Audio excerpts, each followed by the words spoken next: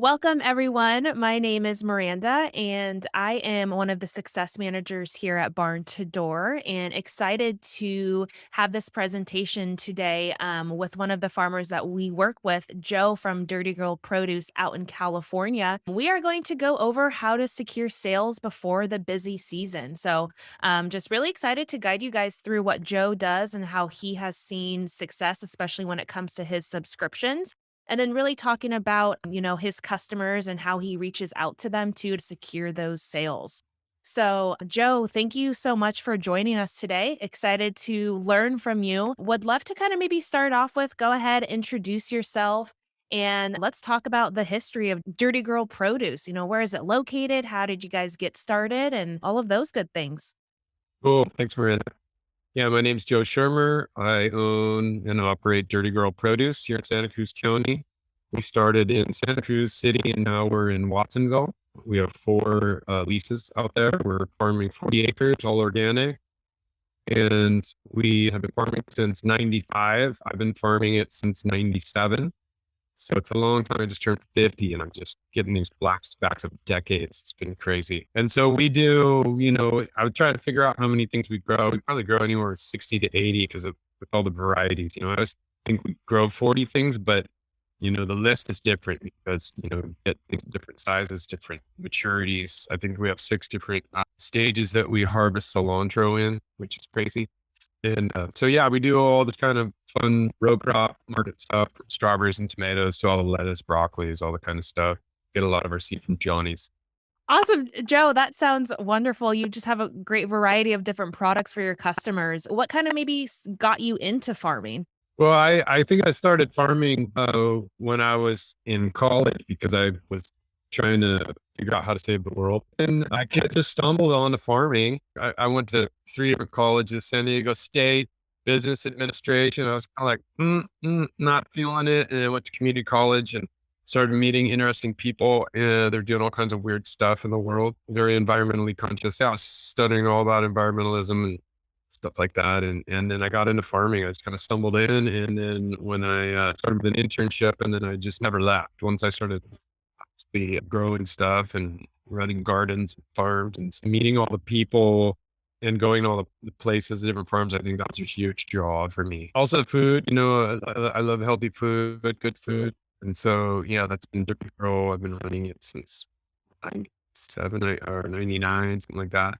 We've just really evolved what we grow, what we do based on what people want, what we can sell, what we can grow reasonably. And it's not costly. We don't own any of our land. We lease everything. We'd love to one day do that. But man, that's been a 30-year dream that hasn't happened. It's supposed to happen. So we, sold at probably 20 different farmers markets over the years. And we're down to these key 5. And we have a ton of restaurant accounts in San Francisco and Berkeley, Oakland, and Santa Cruz. So we have a crazy food region. People are really into it, and it's a very tight community. A lot of young people moving to the area to work in kitchens, kind of earn their chops in the kitchen with some of these chefs that are really amazing. So I get to be part of that and supply a lot of really interesting artisanal chefs with produce. Uh, Fantastic. What are some of the products that you are selling? I know you have a great like farm box subscription. You have, specialty produce with your strawberries and tomatoes. Tell us a little bit more about those. we have about 40 different things we sell that probably doubles to, 80 once we get the different varieties and maturities and sizes and colors and things like that. And so we do a lot of straight retail, like farmers market stuff. We do a lot of wholesale selling to stores. And then we also now do a farm box, which is pretty much like a CSA box, but you don't have to sign up for the season. You can sign up for 10 or 20 weeks. You can buy a box. You can do whatever. And we break it down. We have what's called a farm box, regular farm box, a smaller farm box, a small farm box. We have a salad box, which is just sometimes people just want, lettuce, make a salad. And then, so we get people to sign up for that at varying times because we'll have that all year round. But then during tomato and strawberry season, we have a subscription. You get a discount for signing up for a 6 and 10 week subscription on strawberries and tomatoes. So it's nice because we can really kind of pump up our farm box program as well when we have tomatoes, and strawberries. So when that happens, we can kind of really start kind of pumping up through MailChimp and trying to get people in and kind of pre-order. Awesome. Well, that leads into perfect the topic today of subscriptions and how they have made such a huge difference for your farm business this past year. And a lot of people don't realize everyone is subscribed to something or a couple things, whether it's Netflix or Spotify for music or, your monthly vitamins, what have you. And we're seeing now a lot of people subscribing to their local farmers, whether that's a monthly meat box or a weekly produce box, what have you. So really excited to talk about how, the types of subscriptions that you have to offer and how they've made a difference for your farm business. Yeah, well, it's huge because for us, you can get people to buy stuff in advance. You can pay 10 and 20 weeks. They'll get a discount if they pay up front. And when you get that payment of a 20-week farm box, that's a big chunk of change.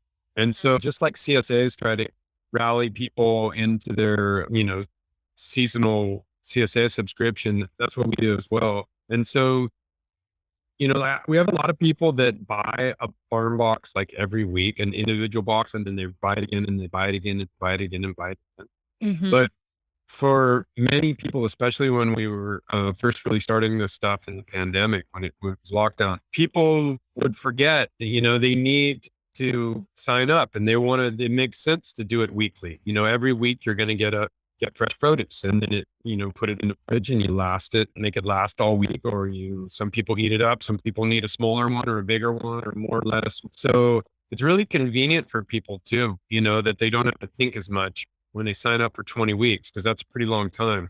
Some people sign up for a bi-weekly 20-week, which is just almost a year. It's 40 weeks, how they only eat one box in 2 weeks, but because we eat so much produce in our house.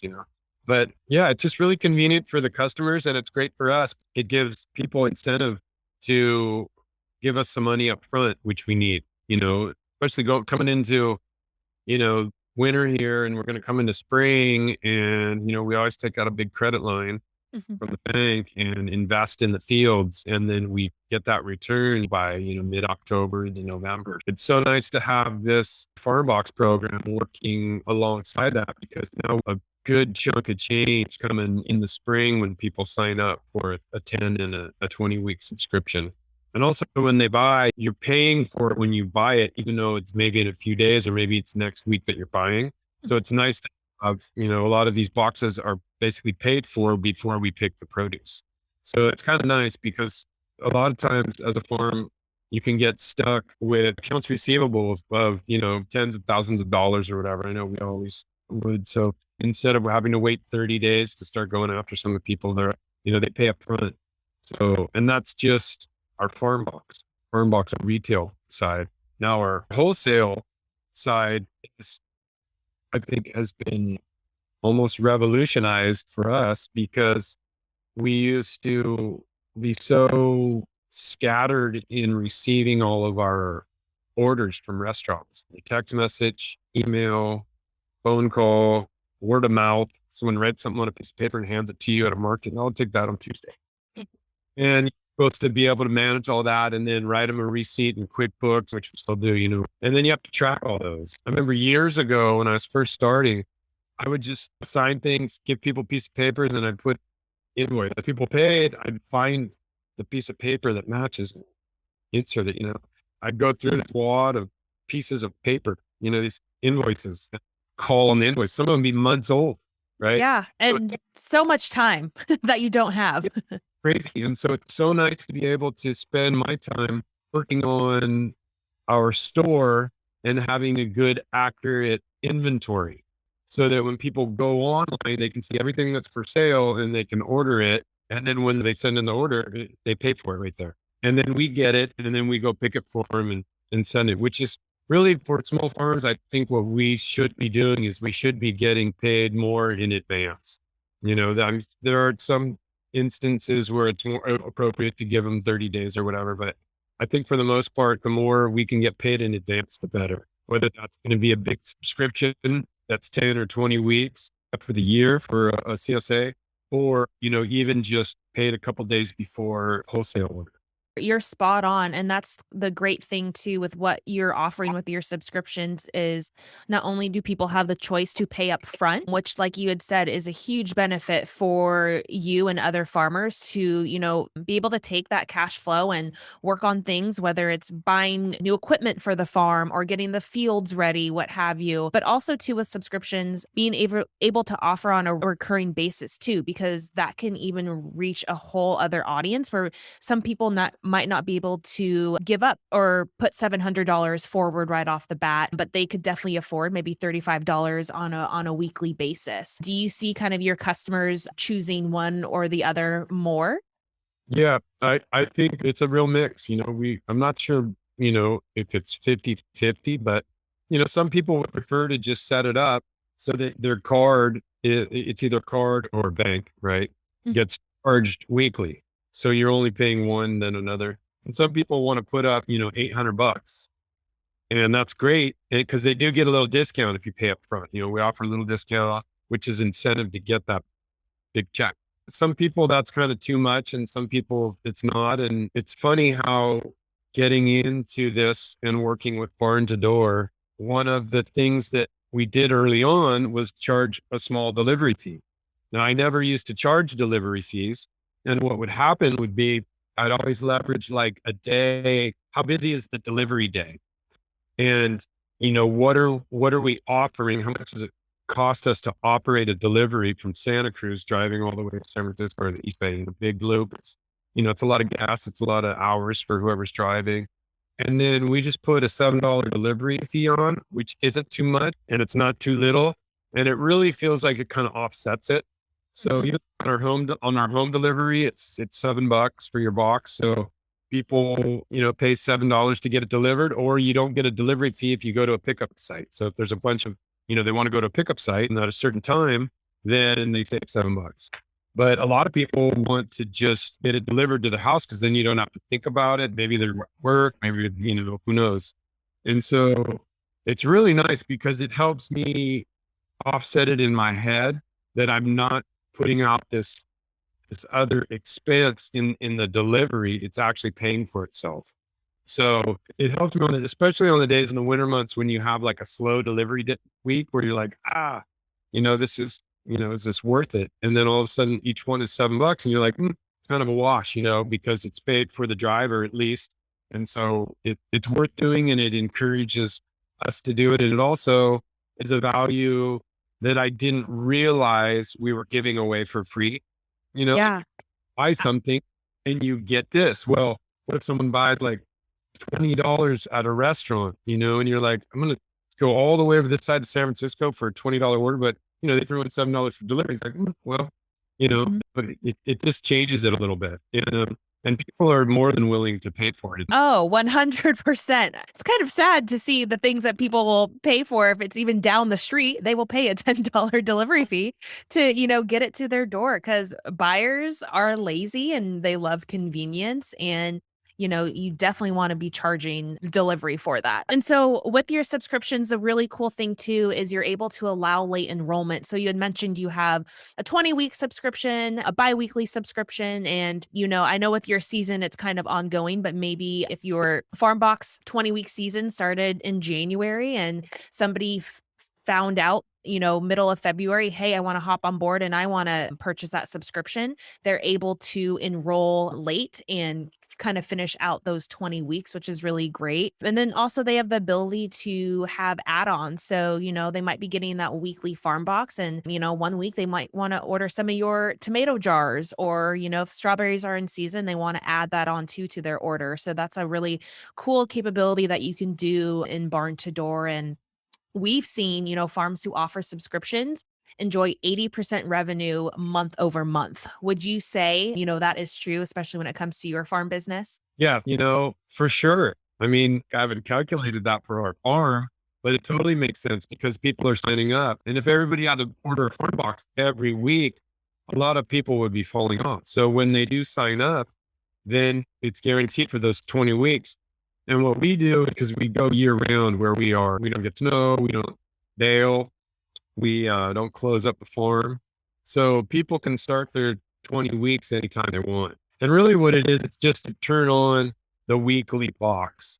It's more than a 10 week or 20 week. It's just to turn it on so that they won't have to think about it. They'll just get an email confirming that they're going to get one.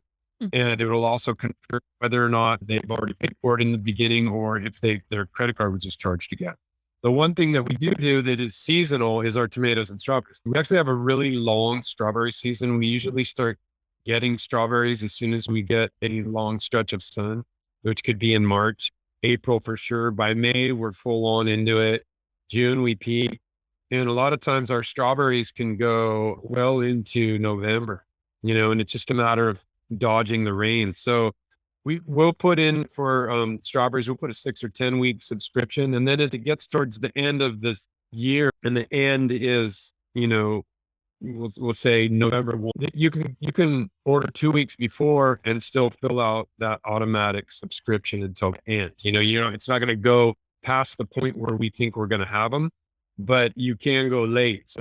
So there's really no disincentive to order late or start anything late because there really isn't. We don't have a season for the farm box, but for the tomatoes and the strawberries, I think you can have 2 subscriptions. If you start at the very beginning of strawberries, you can do it twice. You can have 2 subscriptions filled out because some people want to come in late and you don't want to have it the complete season only, because it's a long time. So that's what we do is we put a nice little option for them to have a bunch of weeks ahead, and then they can reorder it if they really start early. If you're getting a delivery and you're already paying $7 for your farm box, you can add anything on without an additional delivery charge. They already have you in there. So getting the farm box, I noticed a lot of people, especially around Christmas time, they were getting 2 packs of jars, or they'd get a full case of jars delivered as well, because they're probably giving them as Christmas presents. So it's nice for people to be able to add on to that stuff. Absolutely. Perfect. So now we're going to move in and kind of just talk about, pre-orders and how important they are and how much of a difference they can really make for farms businesses, and specifically how you utilize that, Joe, with either, your strawberries or your tomatoes. But, first things first, is the cool thing about pre-orders is what this basically is, our buyers reserve their order for next season. So whether that's a CSA or strawberry season, like we had mentioned, or tomato season, it's really cool because buyers get to secure their commitments in advance. And then also the farmers, you guys get to lock in that cash flow really early, whether that's a few months in advance, a year in advance. I know a lot of farmers, at the end of the 2021 season, they were already starting to put in their stores a CSA sign up for 2022. And a lot of them already got sold out because their customers are excited. Hey, what a fantastic season. I want to make sure I lock that in for next season. And so it's never too early to start doing pre-orders. And what we've seen here at Barn to Door is 30% of volume on our platform in 2021 was paid upfront orders. And already this month in January, we are seeing more and more pre-order purchases come through. And again, it's so great to lock that in advance for your business. So Joe, speaking on this topic, how do pre-orders work for your farm? I'm sure your customers get really excited in the beginning of the year, knowing that season's right around the corner. When do you start to set that up in your store for people to purchase? Yeah, well, the interesting thing about us is that we're really known for our dry farm tomatoes, and we'll be at the farmer's market the day that we don't have tomatoes, say like December 10, there's no tomatoes, and people will come and say, when are the tomatoes coming? Like, it seriously, it starts then, and they'll bother us until they're on the table. One thing that I'm really psyched about doing this year is with tomatoes and with strawberries is that we'll be able to say, well, if you want to get the first tomatoes, you can pre-order.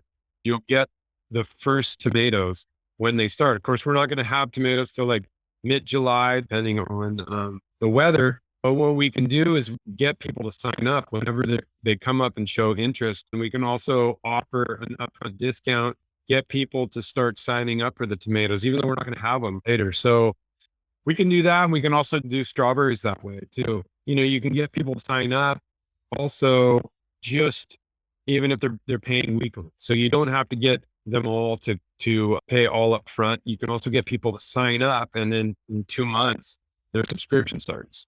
Right. And what it does is it gives us all that time before we have strawberries, say, like we're going to start now, to try and drum up sales so that when strawberries are on, we have this core group of people going into it and we're not starting from zero to Mhm. find us. So it gives us a lot of opportunities in our weekly email and also like on Instagram, strawberries are coming, so it really gives us a lot of opportunity, and I'm looking forward to kind of playing around with it. I think there's be some interesting things we can do with tomatoes and strawberries. For sure, and once you kinda dial that in and you build it out in the store and, you're ready to announce it to all of your customers, how do you do that? Is it through email marketing? You had mentioned Instagram, any other social channels? Instagram, we'll link to Facebook, but we're not as active in Facebook anymore. We use our MailChimp that's synced with Barn to Door, and we got trained on how to do that. And you can really push your marketing. Once you get online, then you really have to drive sales through your online channels, which is going to be like emails.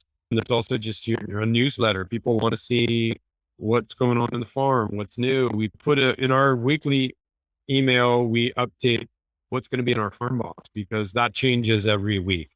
So then that's really important. And then whenever there's something coming up, it gives us a chance to say, hey, strawberry seasons are coming, tomato season's coming. Look at the beans are coming. Anything that's new or anything that really ultimately, if we have a lot of something, it's not just like you want to push and sell what you want to sell, but when you have a lot of stuff as a farm, that's usually peak season, and it usually means it's really good anyway, right? Mhm. So that gives us an opportunity to push whatever we need to push, whatever we want to push, and whatever we have, and that's really what people that follow us and sign up on our newsletter, they want to know what's going on. So that's what we do. We just try to drive sales online, and so people can find us and see what we have. Yeah, and I think that's just so crucial too, especially when you have new items in your store, or especially when it comes to pre-orders, you need to let your customers know. You need to make sure you are sharing that on every channel, email, social, what have you, because, your customers are excited about it and they want to purchase. And, it's crazy how we see just announcements like that, and keeping your customers up to date, really shows the increase in sales too. Awesome. So, pre-orders and subscriptions, as you guys have learned so far, can really make a big difference in your farm business. But an also really important aspect is growing your customer list. And so we're going to just discuss how Joe grows his customer list and why it's important. We see here at Barn to Door, more emails equals more orders. And there's so many different ways of how you can collect emails, especially at a farmer's market, having a QR code for people to sign up with, or even, a clipboard and a pen, and people can write down their email list. Having a email sign up form on your website. So when your customers are visiting, there's a pop up that says, hey, subscribe to our newsletter, receive 10% off your first purchase. Most likely, about, I would say, 100% of websites that I visit, if I want to purchase something online, I am always entering my email to receive a discount for my first order with them. And kind of an interesting fact is, 1 in 7 Americans, move homes each year. So you constantly want to be growing that customer list. So even if you have 50 emails, 100, a couple thousand, people move, people change their buying habits or their eating habits, what have you. And so you always want to make sure you're growing your customer list. So what we see here at Barn to Door is farms with 100 plus registered customers drive more than 6 times the monthly revenue versus farms with less than 100 registered customers. So just kind of having that threshold of, okay, I need to get 100 emails. And I know that kind of sounds intimidating at first, but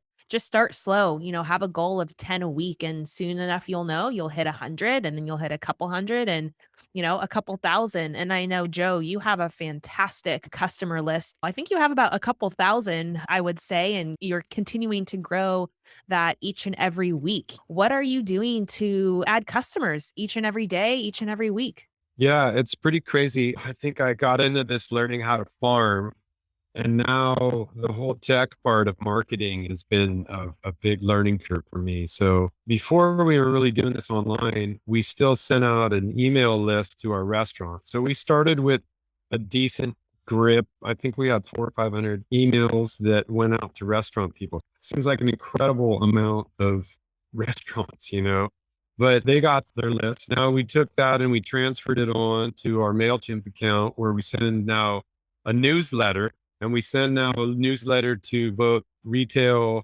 and wholesale customers. So it's kind of a different angle, but it's also, we include everybody in.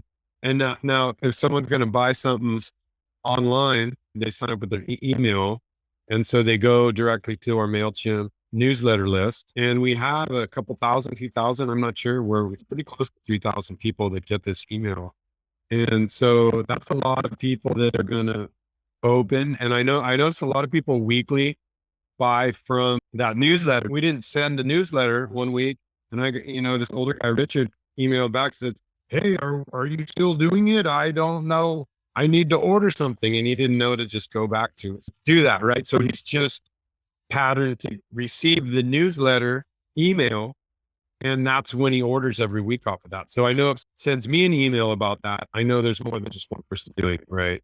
Mm. What's funny, I was just gone for 2 weeks, checked my PO box, and I mean, man, the stack of mail, I can't imagine doing print and saying like, okay, we have to, market our farm box. Let's print it all out, and we have all these addresses, and you're gonna like, I Mail can't it out to everyone? cost like thousands of dollars or something like that. I'm not even sure how much it would cost. Exactly, and, you bring up such a good point because these days too, email marketing is so important and, people are checking that regularly and people are honestly treating it like a social feed. I would say that I check my email as often as I check my Instagram feed because I want to know what's happening with the farmers that am following them along with their newsletters or what promos are happening this week from certain businesses that I purchase from. And you made such a good point there. Exactly, people aren't sending it out in the mail anymore. That costs so much money and time and, doing email marketing, especially with MailChimp, there's a free version to be able to test it out and you can really see the revenue that's generated off of those newsletters that you send out. And you had mentioned one of your customers expects that email every single week because that's when he orders. Yeah, exactly. And you think, as it grows, you're writing in the newsletter. A lot of the stuff is just templated and like a lot of things, it's the same tomato jars, same this, same list of like where our farmers markets are, how to sign up as a wholesale customer is still there. You change a little bit, but then depending on how many people have signed up that week, you're still just sending it out. It's not like if someone doesn't open it, it's not like you just bought a stamp, another stamp, and they threw away. I can't imagine that those businesses are just putting all that money into it. I mean, I'm sure some people still rely on that to drive sales, but I think going online, everybody's going online to buy stuff. Here's your farm, and here's where you're selling, and here are all these other people in between that you're going to sell to that are going to find you online, and they would have missed you. So the email is huge because it runs and you can really use the different avenues and sales channels to drive into the same email list. Our farmers market people go in there. Our farm box people do that. A lot of people that are getting things for gifts, they get a little QR code on there and now their friend can sign up. That's so great sharing how you utilize MailChimp and especially the barn to door integration with MailChimp, being able to showcase your products, especially what's in the farm box this week. Because what we see too is farmers that are using the barn to door and MailChimp integration drive an average increase of 30% in sales. And also too, as you start to grow your customer list, you want to be able to group those customers as well and send them specific targeted emails. You might have your farm box customers, your wholesale buyer, maybe that your strawberry season customers, what have you, and being able to target them specifically with kind of what's going on. And we see people who send segmented emails enjoy a 14.2% higher open rate because they know that email is specifically specifically for them and their interests. One thing that I think was really helpful that I remember that you helped us on, Miranda, was that Barn to Door keeps track of your customers, and also MailChimp keeps track of your customers. So they look at different demographics. One thing that Barn to Door will do is it can show people that haven't bought anything for X amount of months. You can write an email. You wrote one that, hey, sorry, we haven't seen you in a while. We'd like to offer you this 10% discount on a box, whatever. And then you just set it just to that demographic of people that haven't bought anything in however many months. I think it was 2 or 3 months, something like that. And it was instantly the return on that was like $800. Yeah, And it, but and from that one email, right? but within when you don't know, it's like that was the one email that was just targeted to people that have bought stuff from us in the past, but haven't in a while. But then you don't know, maybe that gets them back on board. Maybe they bought something, just a single purchase, but maybe they then signed up as a subscription, but then maybe all of a sudden they're paying attention more to their emails and they're buying more. And it's just so cool, and it's fun to kind of learn about it and test it out. Like you were mentioning earlier, we did a customer journey in Mailchimp, and basically what a customer journey is figuring out who do you want to target and where do you want them to end up, and kind of building out a journey along the way. And so I think, Joe, we were noticing it was kind of quiet, and we were kind of like, hey, let's test something out. Let's target customers who hadn't purchased in maybe the past 2 months. And so what we did, was building out a journey, sent them an email targeting them specifically with a unique promo code. And we saw a huge open rate. I believe it was like a 40% open rate, which is fantastic. And then what we did as well is a couple days later, we sent them another email. In case you missed it, this promo code is ending soon. Get it, place your order fast and utilize this discount. And then what we saw, I think overall for that week specifically, there was a 35% lift in sales just from building out that journey. And so that just goes to show, one, that email marketing works. Two, targeted email marketing works. And people get busy and they forget to purchase from their farmer, and being able to send those touch points to remind them gets them back on board. Yeah. I think everybody uses email differently too. Just because you send email doesn't mean everybody's even seen it. A lot of people just don't even see email. So the next time it comes around, maybe they see it the next time. So you do have to kind of bug people. And that's one thing that getting into it, learning how to send email marketing, I was like, God, I don't want to bother people. But it's like, you're not going to bother them because they don't have to open it. They can always unsubscribe if they don't want to see this. People have signed up and they are subscribing and they do want to see this, and it does drive sales. It's really, really useful.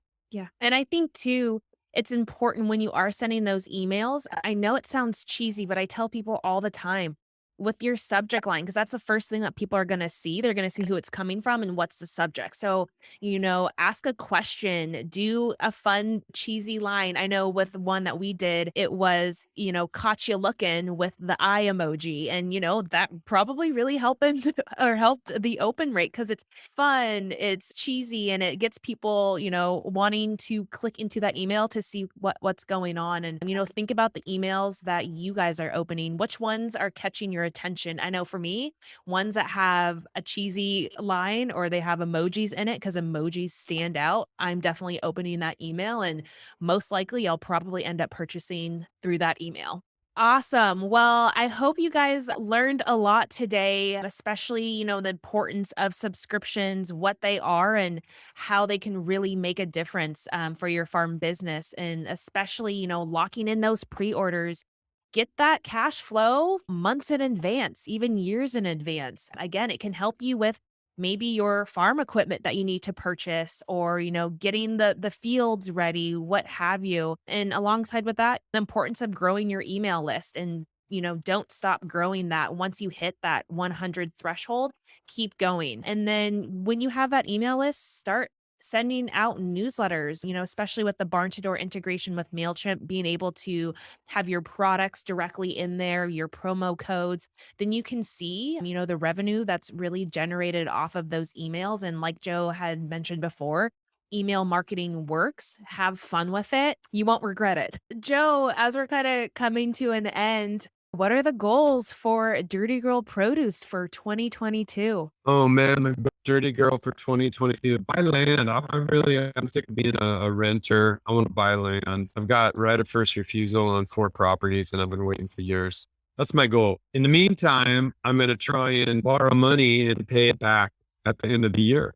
That's the main goal. I think we won't have a problem growing good produce. We know how to do that. I think all the administrative and the banking and accounting and now the marketing and the online sales, I think are going to be our big challenges. And I really want to get better at driving sales through our online marketing.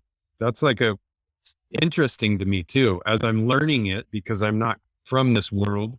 I'm from the field. It's interesting to me and it's kind of fun and challenging. And I enjoy learning and figuring out how to do this stuff.